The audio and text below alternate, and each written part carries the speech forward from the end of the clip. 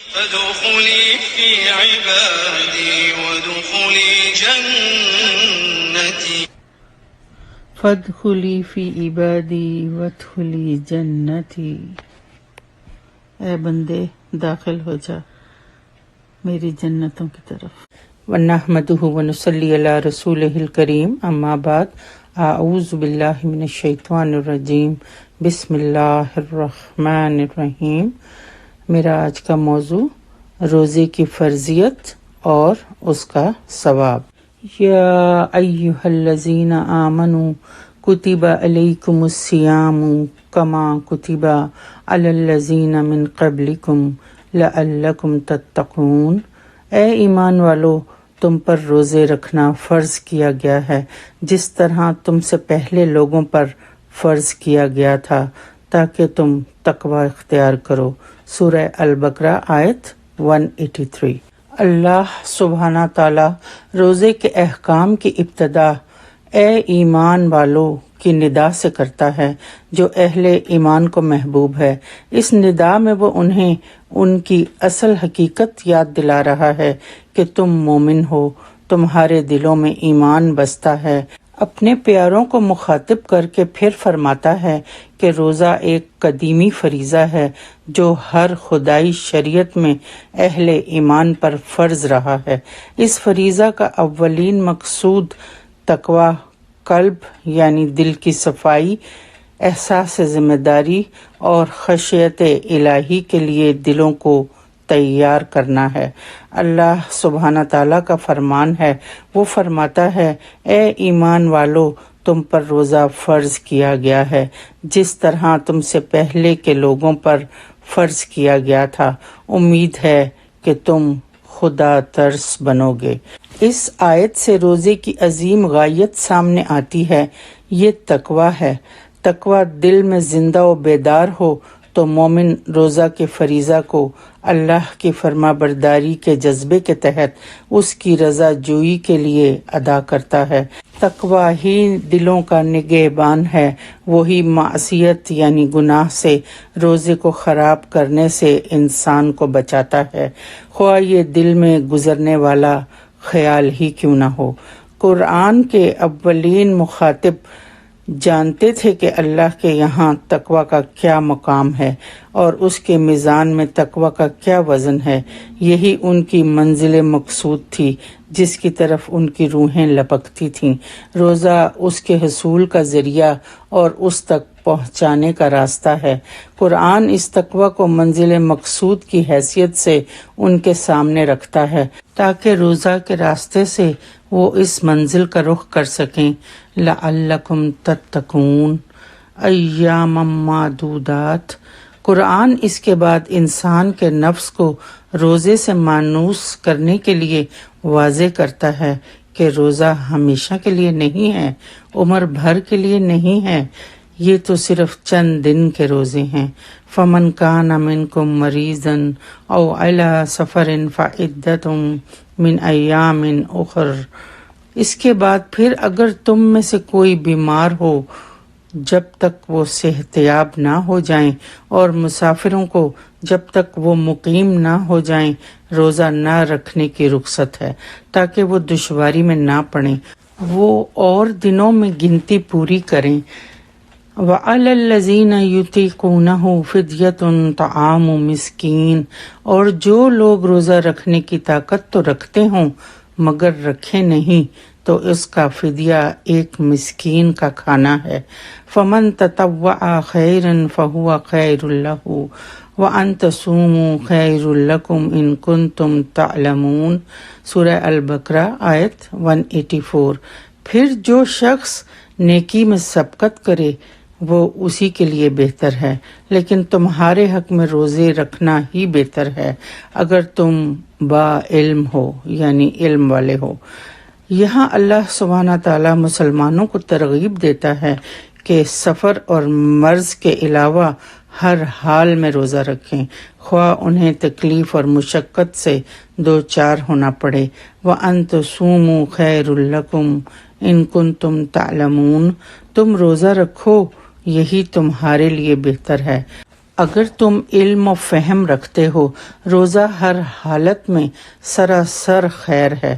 روزہ کے سلسلے میں جو بات کھل کر سامنے آتی ہے وہ یہ ہے کہ روزہ ارادے کی تربیت، قوت برداشت کی تقویت اور راحت و آرام کے مقابلے میں اللہ کی عبادت کو ترجیح دینے کے لیے ہے، اور یہ سب امور یعنی کام اسلامی تربیت میں مطلوب ہوتے ہیں۔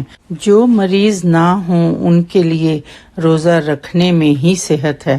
صحت کے حوالے سے روزے کے بہت فوائد ہیں، اس لیے خواہ روزہ دار کو تکلیف اور مشقت محسوس ہو، روزہ ہی اس کے لیے بہتر ہے۔ بیماروں کے لیے بھی یہ بات واضح کرنی ضروری ہے۔ یطیقونہ کا معنی یہ ہے کہ جو لوگ روزہ رکھنے کی طاقت نہ رکھتے ہوں، تو اس کا معنی یہ ہوگا کہ جو لوگ لا علاج مرض میں مبتلا ہوں، یا مرض سے شفا کا امکان نظر نہ آ رہا ہو، یا اتنے بوڑھے ہو چکے ہوں کہ بعد میں قوت بحال ہونے کا امکان نہ ہو، تو ایسے لوگ روزہ رکھنے کی بجائے فدیہ دے سکتے ہیں۔ یہ صورت اب بھی بحال ہے۔ مرض کی شدت بڑھ جانے کی صورت میں بھی رخصت ہے، فدیہ دے سکتا ہے۔ ابتدا میں مسلمانوں کو یہ رعایت دی گئی تھی کہ چاہیں تو روزہ رکھ لیں اور چاہیں تو فدیہ دے دیں، جبکہ بعض لوگ اس طرح کے ضبط نفس پر آمادہ نہیں ہو رہے تھے، یعنی وہ خود پر کنٹرول کرنا نہیں چاہتے تھے روزہ کی صورت میں، تو پھر بعد میں اللہ سبحانہ تعالیٰ نے اس رعایت فمن شہیدہ منکم الشہر فلیصمہ سے ختم کر دی گئی، اور اس حدیث سے اسی دوسرے قول کی تائید ہوتی ہے۔ چنانچہ سیدنا سلمہ بن عقو رضی اللہ تعالیٰ عنہ بیان فرماتے ہیں کہ جب یہ آیت نازل ہوئی تو جس کا جی چاہتا روزہ نہ رکھتا اور فدیہ دے دیتا، تاکہ اس کے بعد آیت فمن شہید منکم الشہر فلیصمہ نازل ہوئی اور اس نے اسے منسوخ کر دیا۔ بخاری۔ روزے کی فضیلت۔ اگر تمہیں روزہ کے ثواب کا علم ہو تو روزہ رکھنا ہی بہتر سمجھو گے، اور روزہ کے ثواب کے متعلق اللہ تعالیٰ فرماتے ہیں کہ روزہ میرے لیے ہے اور میں ہی اس کا بدلہ دوں گا۔ روزہ دار میری خاطر اپنا کھانا پینا اور شہوت رانی چھوڑتا ہے۔ نیز رسول اللہ صلی اللہ علیہ وسلم نے فرمایا کہ روزہ گناہوں سے بچنے کے لیے ڈھال ہے۔ نیز آپ صلی اللہ علیہ وسلم نے فرمایا کہ روزہ دار کے لیے 2 خوشیاں ہیں، ایک روزہ کھولتے وقت اور دوسری جب وہ اپنے پروردگار سے ملے گا۔ نیز آپ صلی اللہ علیہ وسلم نے فرمایا کہ روزہ دار کی منہ کی بو اللہ کے ہاں کستوری کی خوشبو سے بھی زیادہ پاکیزہ اور عمدہ ہے۔ بخاری۔ روزے کا اجر بے حساب ہے۔ حضرت ابو ہریرہ رضی اللہ تعالیٰ عنہ کہتے ہیں کہ رسول اللہ صلی اللہ علیہ وسلم نے فرمایا، اللہ عز و جل فرماتا ہے کہ ابن آدم کا ہر عمل اس کے لیے ہے سوائے روزے کے۔ روزہ میرے لیے ہے اور میں ہی اس کی جزا دوں گا، اور روزہ آگ سے ڈھال ہے، لہٰذا جس روز تم میں سے کسی کا روزہ ہو وہ فحش گوئی نہ کرے اور بےہودہ کلامی نہ کرے، اور اگر کوئی دوسرا اس سے گالی گلوچ کرے یا لڑائی کرے تو روزہ دار کو صرف اتنا کہنا چاہیے کہ میں روزہ دار ہوں۔ اس ذات کی قسم جس کے ہاتھ میں محمد صلی اللہ علیہ وسلم کی جان ہے، روزہ دار کے منہ کی خوشبو قیامت کے دن اللہ تعالیٰ کو مشک کی خوشبو سے بھی زیادہ پسندیدہ ہوگی۔ روزہ دار کے لیے 2 خوشیاں ہیں جن سے وہ فرحت حاصل کرے گا۔ اول جب وہ روزہ افطار کرتا ہے تو خوش ہوتا ہے، دوسرا جب وہ اپنے رب سے ملے گا اور روزے کے بدلے میں اپنے رب سے انعام پائے گا تو خوش ہوگا۔ اسے بخاری نے روایت کیا ہے۔ حضرت عبداللہ بن عمر رضی اللہ تعالیٰ عنہ سے روایت ہے کہ رسول اللہ صلی اللہ علیہ وسلم نے فرمایا، روزہ اور قرآن قیامت کے دن بندے کے لیے سفارش کریں گے۔ روزہ کہے گا، اے میرے رب، میں نے اس بندے کو کھانے پینے اور اپنی خواہشات پوری کرنے سے روکے رکھا، لہٰذا اس کے بارے میں میری سفارش قبول فرما۔ قرآن کہے گا، اے میرے رب، میں نے اس بندے کو رات میں قیام کے لیے سونے سے روک کر رکھا، لہٰذا اس کے بارے میں میری سفارش قبول فرما۔ چنانچہ دونوں کی سفارش قبول کی جائے گی۔ احمد اور طبرانی۔ روزے داروں کے لیے جنت میں ایک خصوصی دروازہ بنایا گیا ہے جس کا نام ریان ہے۔ حضرت سہل بن سعد رضی اللہ تعالیٰ عنہ کہتے ہیں، رسول اللہ صلی اللہ علیہ وسلم نے فرمایا، جنت کا ایک دروازہ ہے جس کا نام ریان ہے، جس سے قیامت کے دن روزہ دار گزریں گے، ان کے علاوہ اس دروازے سے کوئی دوسرا نہیں گزرے گا۔ اسے بخاری اور مسلم نے روایت کیا ہے۔ رمضان المبارک کے شروع ہوتے ہی جنت کے دروازے کھول دیے جاتے ہیں اور جہنم کے دروازے بند کر دیے جاتے ہیں۔ حضرت ابو ہریرہ رضی اللہ تعالیٰ عنہ سے روایت ہے کہ رسول اللہ صلی اللہ علیہ وسلم نے فرمایا، جب رمضان آتا ہے تو آسمان کے دروازے کھول دیے جاتے ہیں، جہنم کے دروازے بند کر دیے جاتے ہیں اور شیاطین قید کر دیے جاتے ہیں۔ بخاری و مسلم۔ رمضان میں عمرہ کا ثواب حج کے برابر ملتا ہے۔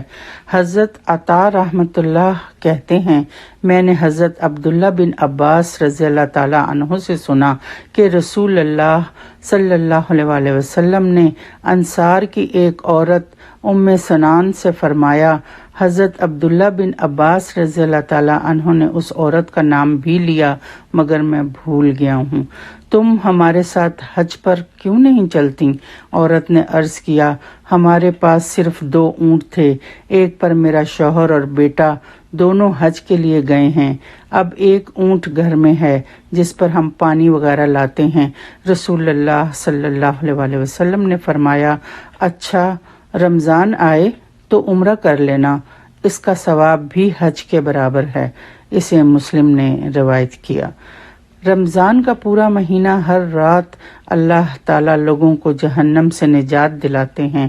حضرت ابو ہریرہ رضی اللہ تعالیٰ عنہ سے روایت ہے کہ رسول اللہ صلی اللہ علیہ وسلم نے فرمایا، رمضان کی پہلی رات ہی شیاطین اور سرکش جن باندھ دیے جاتے ہیں، جہنم کے سارے دروازے بند کر دیے جاتے ہیں، ان میں سے کوئی ایک دروازہ بھی کھلا رہنے نہیں دیا جاتا اور جنت کے سارے دروازے کھول دیے جاتے ہیں، ان میں سے کوئی ایک دروازہ بھی بند نہیں رہنے دیا جاتا، اور ایک منادی کرنے والا فرشتہ اعلان کرتا ہے، اے بھلائی کے چاہنے والے آگے بڑھ اور دیر نہ کر، اے شر کے چاہنے والے رک جا۔ اور رمضان کی ہر رات اللہ تعالیٰ لوگوں کو جہنم سے آزاد کرتے ہیں۔ ابن ماجہ۔ روزہ افطار کرنے کے وقت بھی اللہ تعالیٰ لوگوں کو جہنم سے آزاد کرتے ہیں۔ حضرت جابر رضی اللہ تعالیٰ عنہ سے روایت ہے کہ رسول اللہ صلی اللہ علیہ وسلم نے فرمایا، اللہ تعالیٰ ہر روز افطار کے وقت لوگوں کو جہنم سے آزاد کرتے ہیں۔ ابن ماجہ۔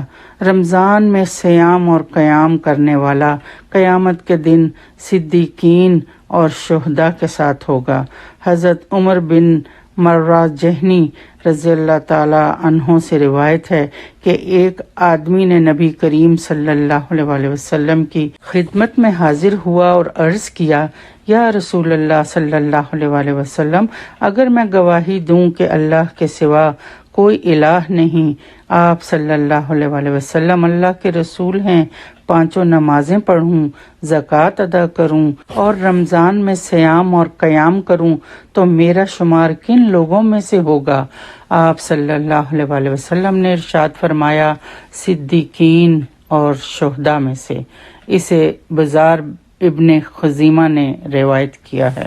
رمضان المبارک کا مہینہ ان عظیم نعمتوں میں سے ایک انتہائی عظیم نعمت ہے جو اللہ تعالیٰ نے امت مسلمہ کو عنایت فرمائی ہے۔ اس ماہ میں ہمیں محمد رسول اللہ صلی اللہ علیہ وسلم کی نعمت عطا کی گئی۔ اس ماہ میں قرآن مجید ہمیں عطا کیا گیا جو ہدایت ہے، فرقان ہے، رحمت ہے، نور ہے، شفا ہے۔ اس ماہ میں بدر کا وہ یوم الفرقان امت کو نصیب ہوا جس دن اس کے لیے اور انسانیت کے لیے زندگی مقدر کر دی گئی۔ امت کی زندگی اور سربلندی کا راز دعوت محمدی کے لیے جہاد میں پوشیدہ ہے۔